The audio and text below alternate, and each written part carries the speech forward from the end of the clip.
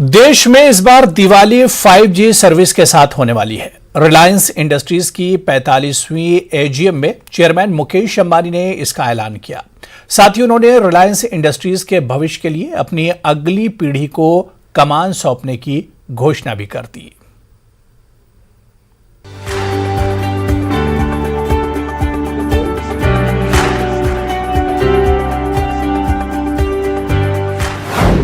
ये दिवाली 5G वाली।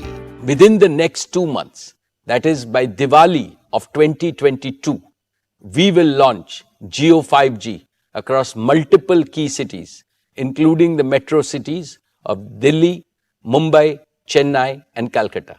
Subsequently, we plan to increase the Jio 5G footprint month after month until by December of 2023, which is less than 18 months from today, to deliver Jio 5G to every town, every taluka and every tehsil of our country.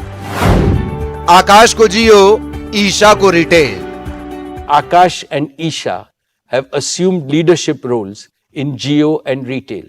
They have been passionately involved in our consumer business since its inception. अनंत को new energy का जिम्मा। Anant has also joined in our new energy business with great zeal.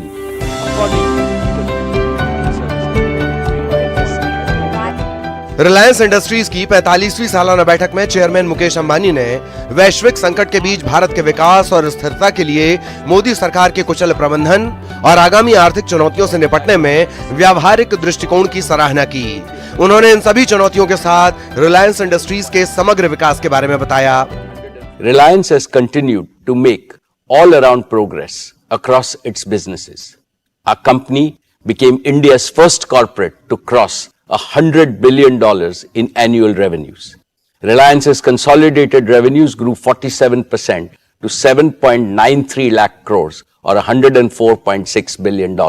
During the year 22, Reliance continued to be the largest taxpayer in India. Reliance added 2.32 lakh jobs across all its businesses, with Reliance Retail becoming one of the largest employers in the country.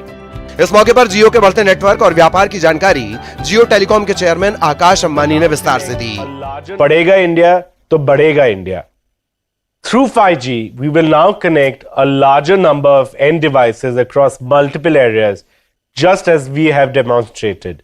The current 800 million connected internet devices will double to 1.5 billion connected internet devices within a year itself, with 5G getting rolled out in India. इस बैठक में जियो mart और WhatsApp की partnership का ऐलान किया गया। Reliance retail ventures की निदेशक ईशा अंबानी ने इसका डेमो भी दिखाया। ये शॉपिंग एक्सपीरियंस को बिल्कुल अलग लेवल पर ले जाएगा।